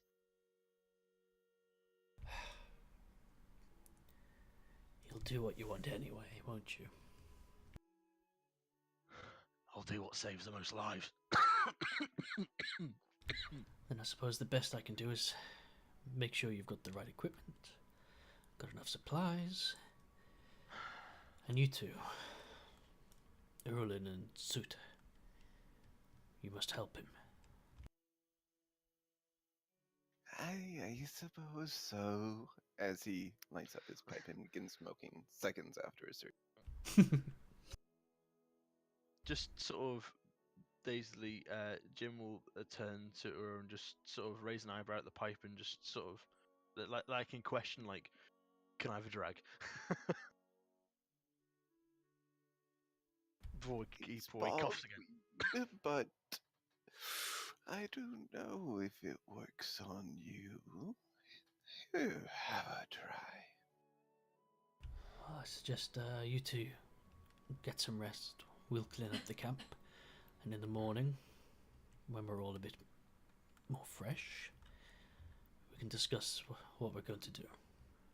She sort of gives you a confident pat, sort of like on the shoulder, and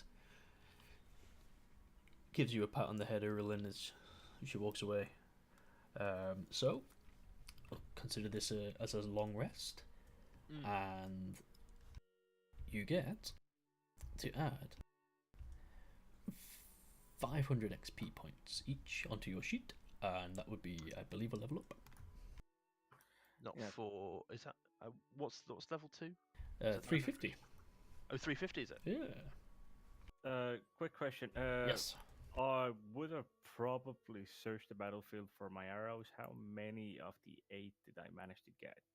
I counted up 8 arrows shot. Yeah, roll a investigation. Nah, you get 4 back. That's quicker to do it that way, I All of guess. them back? 4. Rules is written, it's just half. Yeah. Yeah. Oh, okay. Because some like shatter or break or get damaged or whatever. So you get 4 back, yeah. The bodies of the bandits have been like taken into the mess hall as well, so they will be available there to search after your long rest. So yep, long rest, back to full points, and update your character sheet. Add my XP. And I haven't dignity. leveled up in ages. Level ups are nice. You said 500? That's right. Do you wanting us to roll for health or just at the average or To roll, please. roll? Yeah, okay. I really don't want to, but I will. You can re-roll ones. Oh, I'll take that. Oh yeah, roll a 7. Why not? Yeah. I mean, I don't want to reroll that, please. Oh, there we go. Another one as well. This is where Soot rolls a 1 or a 2.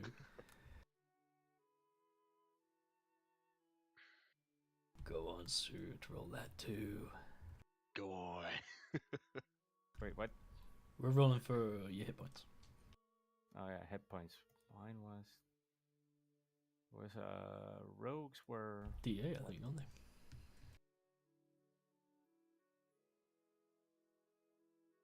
God damn it. I haven't leveled up in so long. I don't know anything. What is this? How? Why? Where? There's a lot of games where I played only a single level and the campaign ends before I actually level up. Yeah. Okay, I'm just gonna do quick Google. It was a D8. Okay.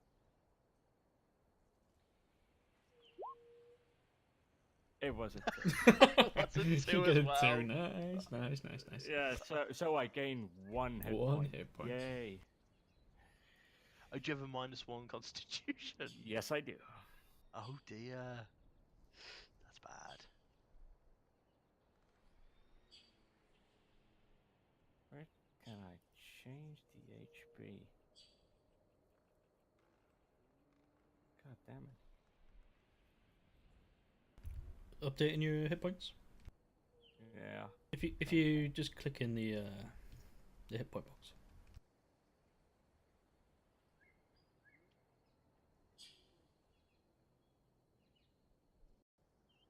Don't worry about that. We can do it afterwards. Just remember you're now on 8 instead of 7. Yep.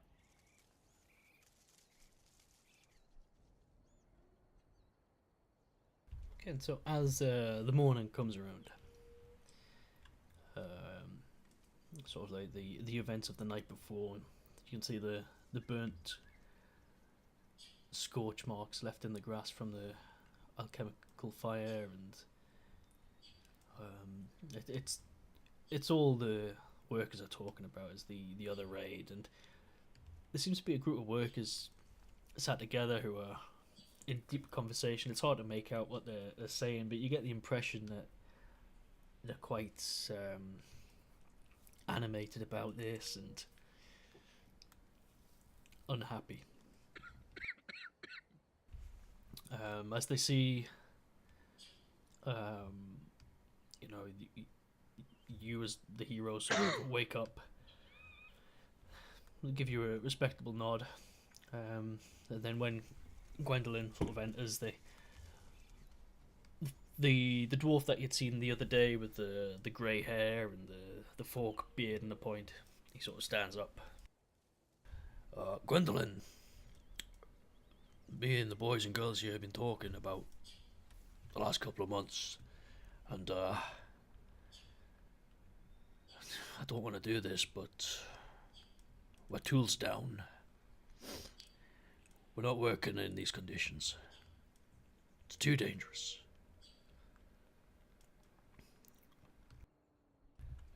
You see Gwendolyn's got like a look she was expecting this might have happened. And she just nods and she says, well, let's have breakfast at least before we go any further. Jim might have an idea of how we can solve this. And breakfast is served up, and the tables have sort of been arranged in a large circle, so everyone's sort of facing each other, as if ready to have a conversation about what to do going forward. Last night, and all the other times they've attacked, has been unacceptable. Too many lives have been lost. Too many, not that it matters, too much gold has been lost. Too much time has been lost. We're supposed to be building a road west to a new trade route, a new land of riches, but none of that matters if you're not safe. And I agree that perhaps we haven't done enough. Jim has suggested that we lay a trap. Jim? They're gonna be back. Of course they're gonna be back. They're greedy. They want more. Next time they'll come back with more. Because, well, we did send them off. So we draw them in. We keep those we can safe, far away from the fighting. We draw them in. We use the land. We pick them off. We surround them. We finish them. Unless anyone would like to suggest something better.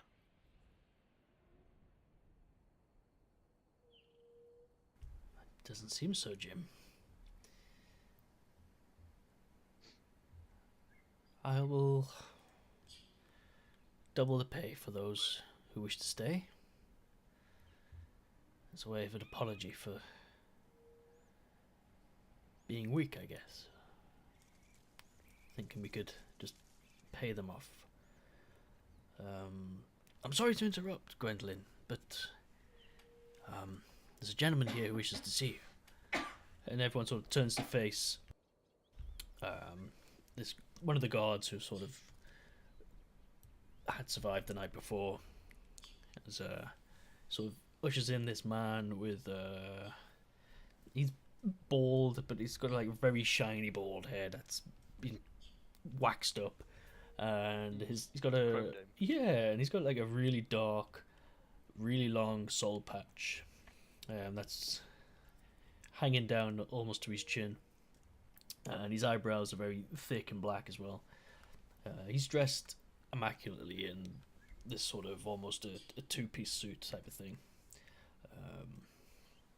As he sort of walks forward with a cane that you suspect he doesn't really need, and it's more for show and elegance, and you can see that it has this sort of opal that's been shined up to look really, really, really polished. And he sort of walks through the mud and looks a little bit disgusted now and again as he's sort of stepping through some wetter patches than others. Oh, Gwendolyn. Sorry to intrude a little meeting here.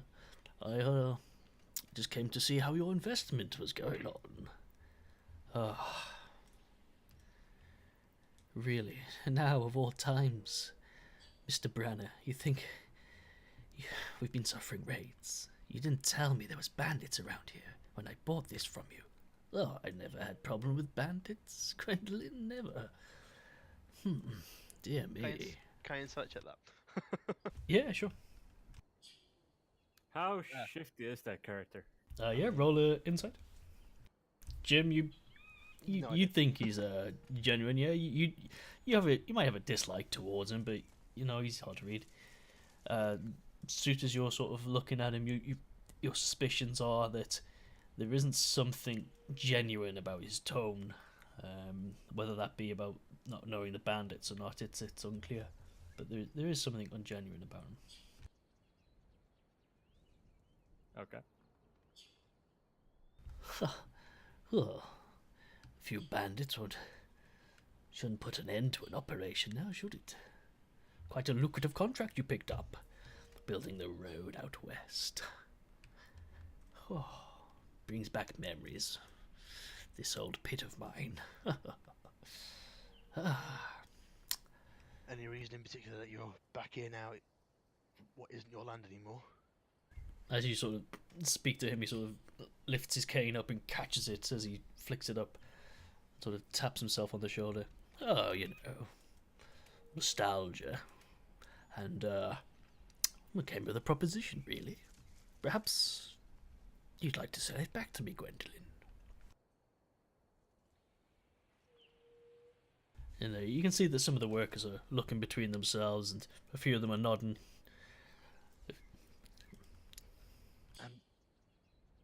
Sorry.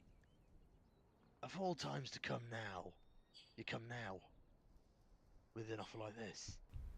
Well, like I said, I didn't know that there was bandits around. If there was, I wouldn't have come at all, my dear chap. But likewise, hindsight being what it is, if I had known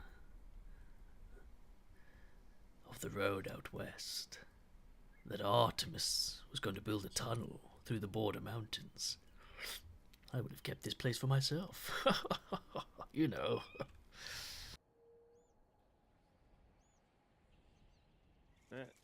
Let's say you do buy this mine, then how would you deal with the bandits? As you said, you wouldn't want to come here by yourself if you know there are bandits here. Well, exactly. I would deal with the bandits the only way I know how to deal with anything, with power and money. What are you anyway? He's sort of looking at you with squinted eyes, almost down his nose at you, Suit, as he's trying to. You look more beast than man. Are you feral? Yes. You must be the turtle I've heard about. And he sort of reaches out with his staff to nearly tap you on the chest. Fascinating little creature, aren't you? Yes, quite. You seem to be a particularly interesting little specimen yourself. And so sort of like spitting out the word specimen with some vitriol. Jim, don't be jealous of my wealth. I know you would like some yourself. Jealous? I couldn't give two fucks.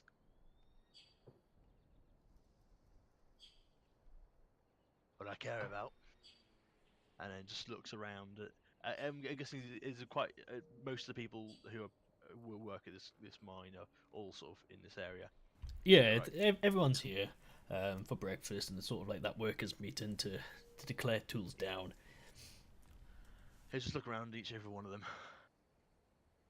I care about each and every one of them. Make sure they're safe and making a livelihood.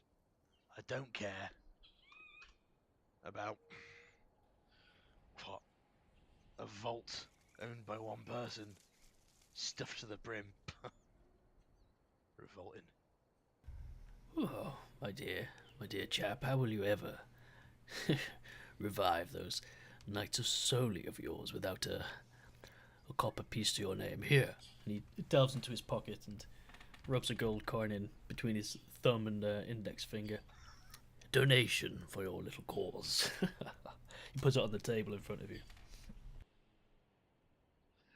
Jim just looks down at it for a second, picks it, rolls it across his fingers for a second or two, and then we'll just flick it up back at him. You- Don't need donations from you. Oh, Nice and solely is. Are we remembered? They're still remembered. 500 years later, that's a legacy that can be reborn. Doesn't need your name tarnishing it.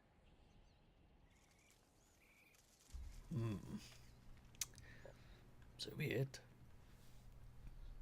Gwendolyn, if we might perhaps talk business in private, away from workers.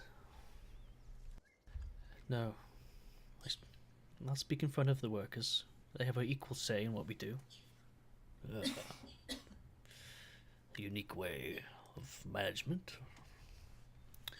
So the offer is, I will buy this quarry from you. I will pay 100, no, 250 gold pieces.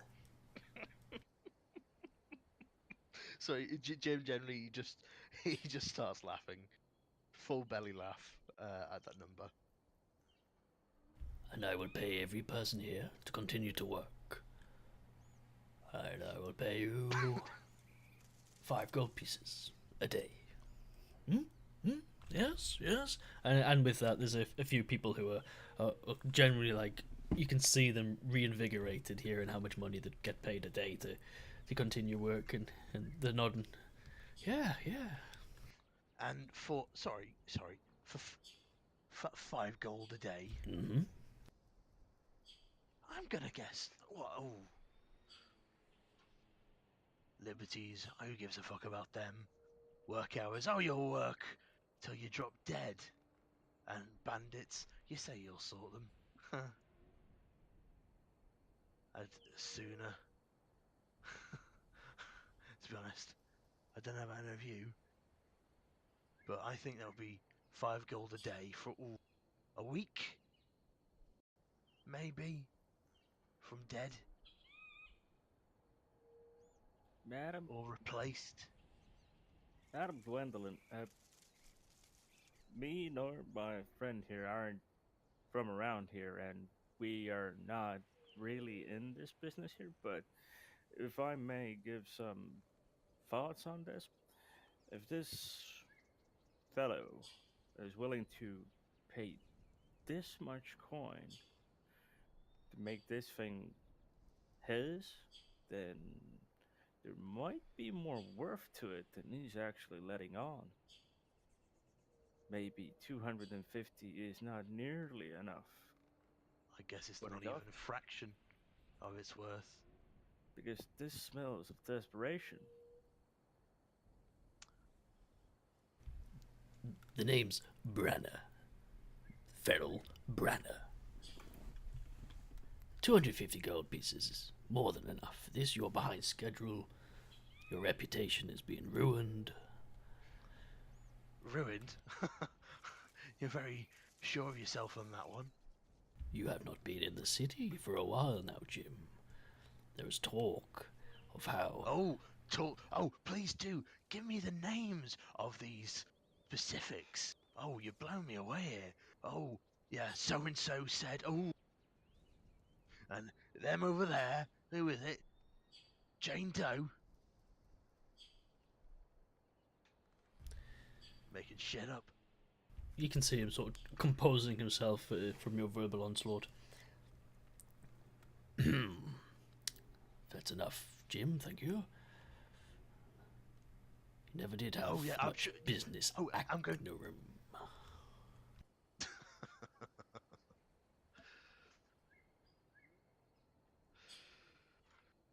The guilds have been speaking about how your project is behind schedule, how the road out west must be built first before a tunnel can be constructed before the border mountains. Without that road, without the stations and the inns and the cobblers and the carters. There'll be no transportation, no trade happening out west through the border mountains. They would like someone more thorough to head this operation. Me. Someone lacking scruples, morals, basic decency. None of Yeah, those values bring in the coin, Jim. No, they just make sure that the people actually working for you, you know, live, get to feed their families, because at the end of the day, they're all here. I'm here. Make sure that those we care about are supported. Go with your way. I would put everything to my name that we'd all be shorted or dead in 5 seconds flat. Sounds like you need a commune. Yes.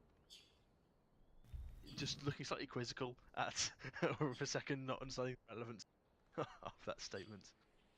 Right. Anyway, that's my offer. You can see him sort of like pull a piece of paper out of his sort of top pocket and put it on the table. He taps it twice. There it is, that's where it'll be. If you need me, I will be in the city. Toodle pip. And he turns and walks off with his cane again that he no doubt doesn't need. And there's a murmur now from the workers as they're discussing the offer that's on the table. And you can see Gwendolyn just slump down into a seat and let out this breath she hadn't realised she'd been holding. I don't know what to do. Can I offer a counter option to the fine gentleman who just left? His words just dripping with sarcasm. Yes, go ahead. If I think, correct me if I'm wrong here, most people there would rather work for you, Gwen. Working together, building something together, knowing no one gets left behind. The problem being the fucking bandits. Without them, for the most part, I think we'd be golden. I say my counter proposal.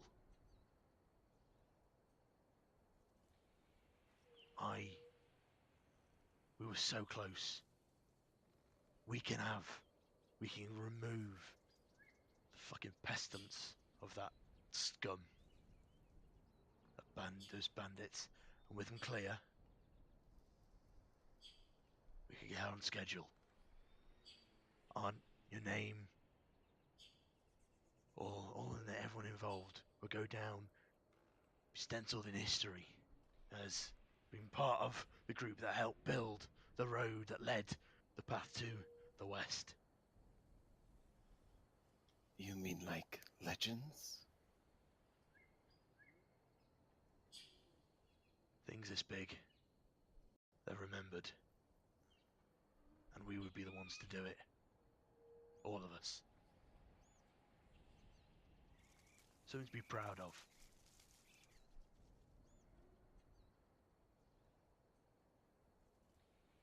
Because I don't doubt we can get rid of that problem.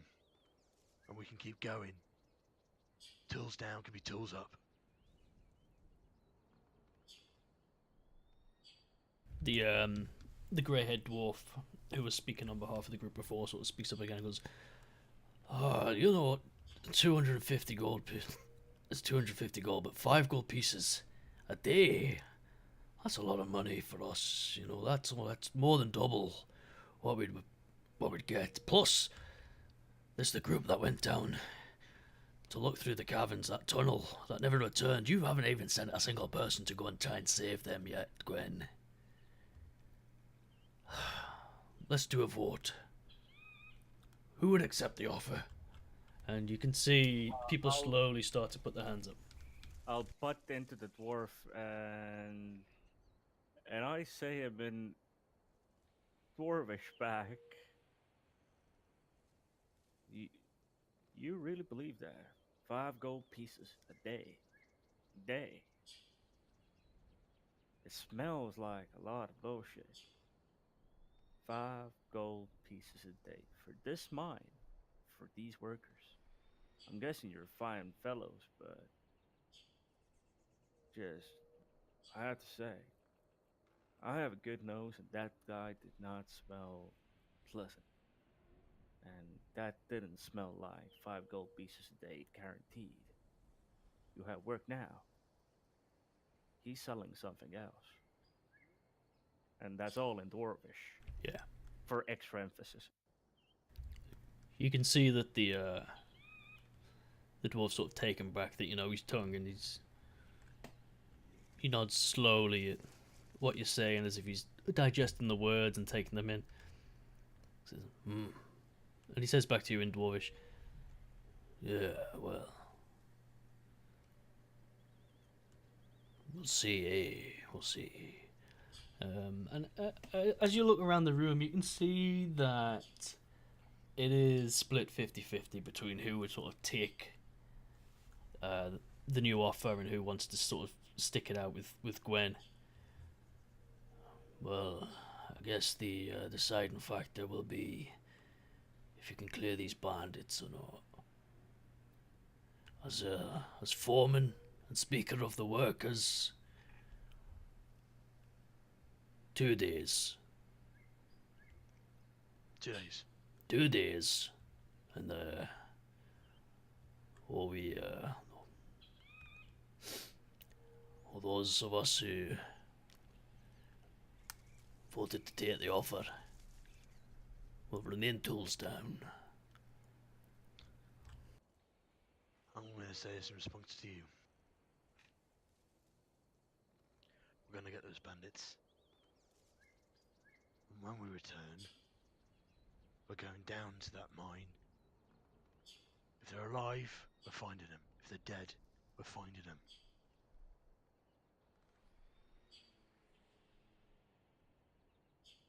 Yeah, I believe you, Jim. 2 days.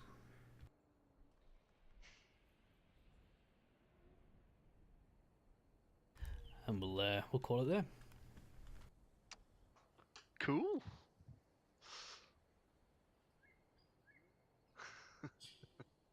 Oh, nearly 2 deaths. Oh. Yeah. Low levels. Yeah. Low levels. I was a couple of seconds away from each. Yeah. Unionize.